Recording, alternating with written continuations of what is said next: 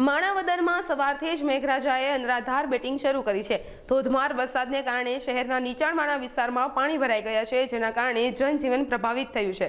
ખાસ કરીને શહેરના રાવલપરા વિસ્તારમાંથી વરસાદી પાણીનો ભરાવો થતા અનેક લોકો ફસાયા છે। પરિસ્થિતિની ગંભીરતાને ધ્યાનમાં રાખીને માણાવદર પોલીસ સ્ટેશનના પોલીસ ઇન્સ્પેક્ટર ડી.આર. પારગી અને તેમની ટીમ તાત્કાલિક ઘટના સ્થળે પહોંચી હતી। પોલીસ ટીમે યુદ્ધના ધોરણે રેસ્ક્યુ ઓપરેશન હાથ ધરી ફસાયેલા અનેક લોકોને સલામત સ્થળે ખસેડ્યા હતા।